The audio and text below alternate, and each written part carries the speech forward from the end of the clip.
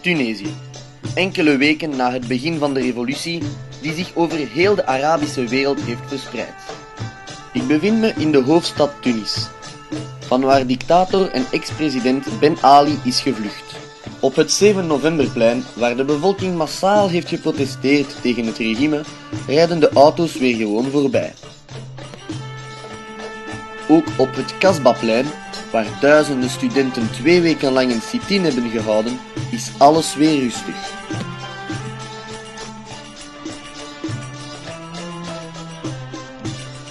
Vandaag zijn de Tunesiërs na 23 jaar eindelijk verlost van hun dictator.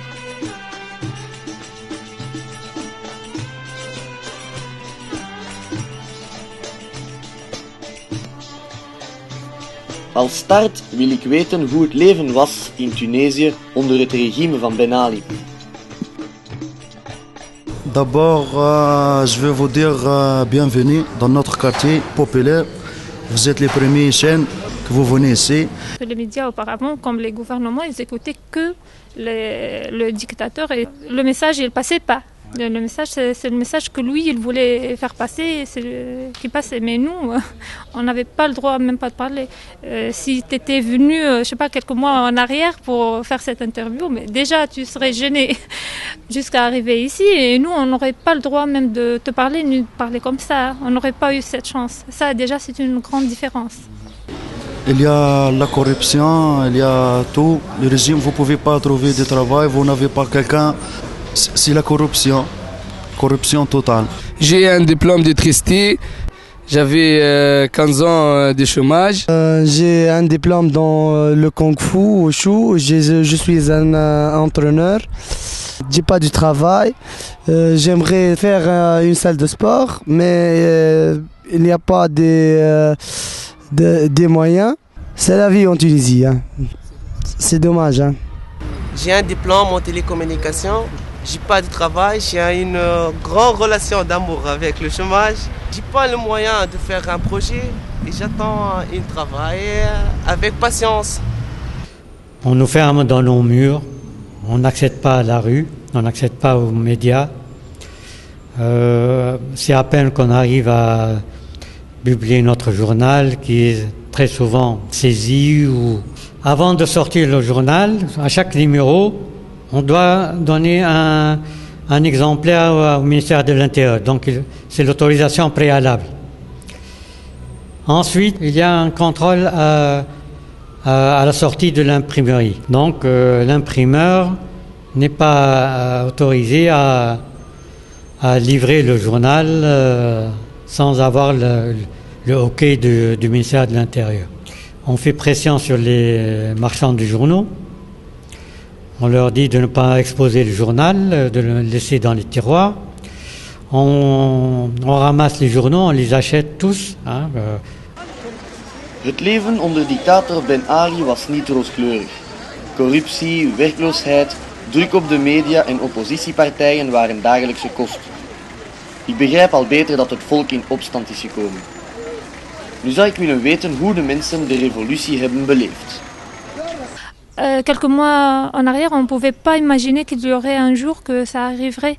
Mais après, c'était l'émotion et la joie. Dans la rue, j'ai pas pu participer. Je devais travailler. Pour moi aussi, travailler, c'est participer. Sur Internet, sur Facebook, Twitter et tout. Avec beaucoup de joie, beaucoup d'émotions et surtout avec beaucoup d'espoir pour le futur de la Tunisie. En fait, lors de la chute du président, j'étais là.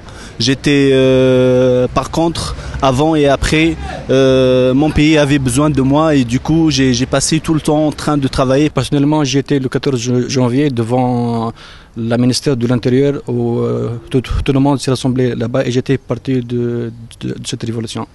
On a vécu une période de peur parce que on n'a pas l'habitude, par exemple, de vivre dans des conditions de tir de feu. C'est tout le monde qui est enfermé chez eux, chez soi et tout. Donc, on peut même pas faire nos courses. Des magasins qui ont été volés, des magasins brûlés, des banques brûlées et tout. Qui a fait ça, on ne sait pas. C'est ou bien des jeunes qui qui veulent se manifester pour dire voilà je suis là, ou bien c'est les milices de l'ancien dictateur pour voilà montrer au peuple sans moi voilà ce qui vous arrive. Donc il faut avoir peur parce que si je m'absente voilà c'est-à-dire voilà votre futur. Oui, il y a des affrontements, il y a des victimes, il y a des blessés, il y a des morts. Oui, c'est des snipers. Oui, des snipers, oui, des vraies balles vers la tête, directement vers la tête. On a vécu une grande peur, souffrance, surtout avec les milices. Il y a eu des morts.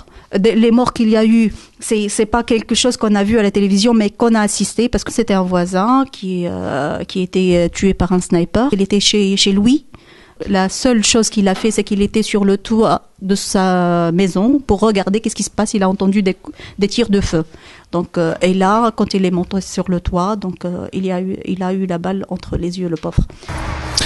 Ik sta op een dak van een huis een beetje buiten Tunis. Op dit dak werd Mouez, een jongen van 25 jaar, op 26 januari neergeschoten door milities van Ben Ali. De jongen was aan het slapen en hoorde lawaai. Hij kroop op het dak met zijn broers en neven om te kijken wat er gebeurde. De milities van Ben Ali zaten daar, aan de overkant in die appartementsblokken. Ze zagen de mensen en ze schoten Mouez onmiddellijk neer met een sniper. Hij kreeg een kogel recht door zijn hoofd. Hij viel hier neer tussen zijn broers en neven. We luisteren nu naar het verhaal van zijn ouders. معز كان عنده قبل في داخل في السياسة ولا داخل في السياسة لا حتى شيء.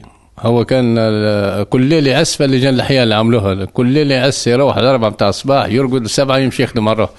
فهمت؟ هيك هو. باين حبيت نقول لك اللي من بعد الثورة ذي اللي قاموا بها شباب تونس واللي معناها برشا شهداء ومنهم شهيد معز، ايش تحب تقول لشباب تونس من بعد ما شفتوا على ولدك؟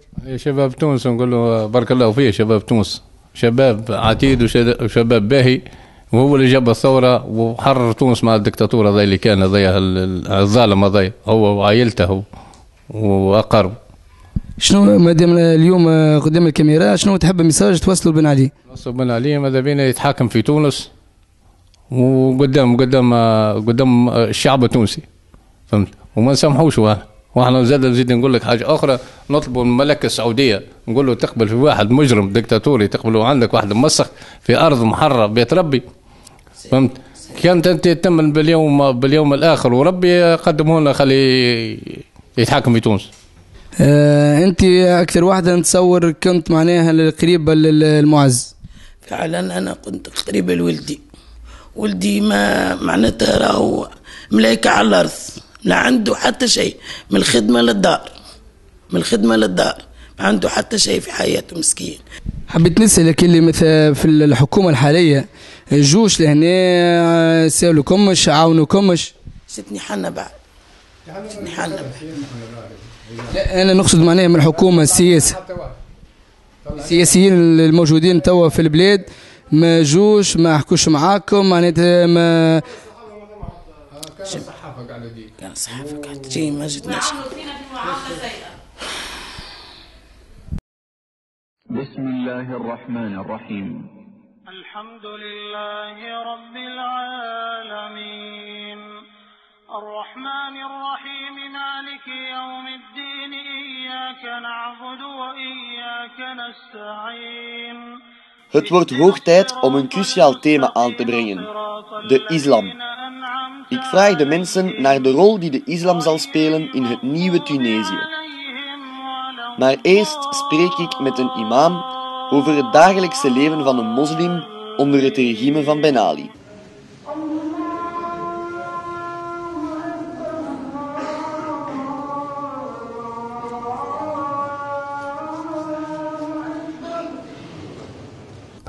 C'est un massacre. Presque toujours, on trouve des policiers aux gens qui viennent à la mosquée, on leur demande leur nom et puis on les invoque pour faire des discours avec eux, voir leur esprit. Bien sûr, on ne trouve pas des imams qui ont des barbes, par exemple. On ne parle pas de ce qu'on veut.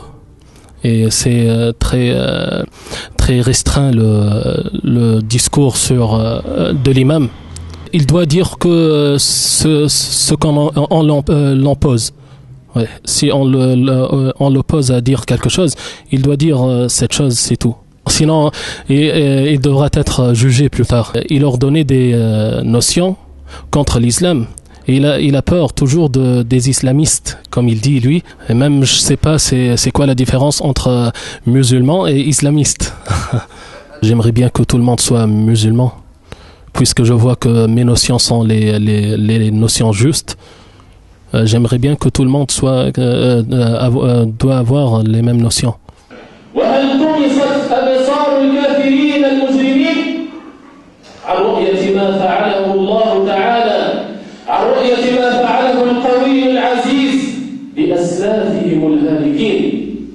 J'ai parlé de l'injustice, un peu dans nos jours, notre actualité, l'injustice des présidents. J'ai parlé à la fortune qu'il a cachée, qu'il a volée, et des bouteilles de whisky, je sais pas, c'est interdit dans notre religion. Allah, Dieu, a dit dans le Coran qu'il peut ne pas punir tout le monde, sauf ceux qui ne font pas l'unicité de Dieu, c'est-à-dire qu'ils obéissent autre que Dieu. Personnellement, je ne peux pas le pardonner. S'il ne revient pas à Dieu, il ne corrige pas ses péchés, il doit être puni. Malgré tout, Allah va finir par vaincre. À certains moments, une femme qui met le voile, elle est un peu dérangée par l'État, même si c'est un pays entre guillemets musulman, mais on dérange quand même. On n'a pas la liberté de culte, quoi. Surtout pour les musulmans, parce que pour les juifs, les chrétiens et le reste, on respecte. Mais pour nous, on n'était pas tout à fait libres. Les islamistes maintenant, ils ont le sentiment un peu qu'ils sont libres, parce qu'ils ont vécu des périodes très très difficiles avec l'ancien régime. Mais leur avenir avec le pouvoir, je pense que c'est un peu loin. Et je pense que Tunisie restera un pays musulman et un pays qui défend les droits de l'homme. Je veux bien garder un régime démocratique tout en respectant le fait qu'on est un pays musulman. Pour moi, l'islam et la démocratie, ça va de pair.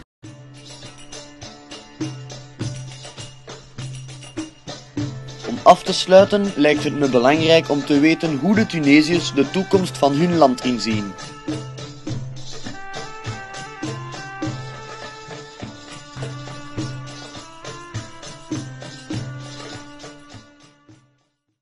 À mon avis, on est au début de la révolution.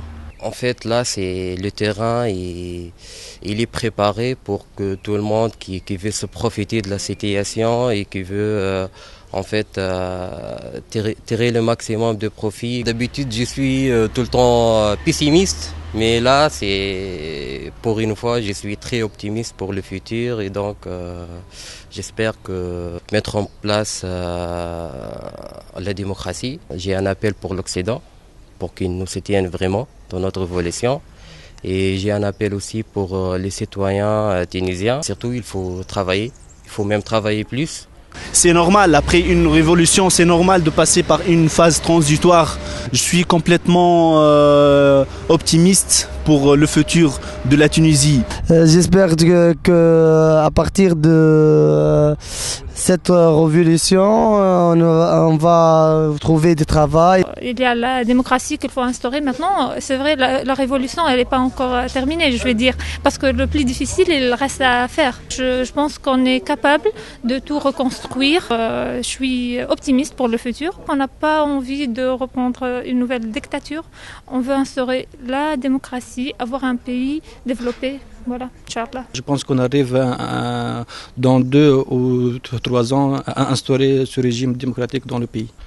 Forcément, on attend cette date où tous les Tunisiens sont libres à choisir ceux qui leur dirigent et ce sera vraiment le jour de la fête. Je vous remercie de me donner cette occasion pour m'exprimer à propos de notre révolution et j'espère que dans les années qui viennent, on voit la Tunisie parmi les pays les plus démocratiques dans le monde.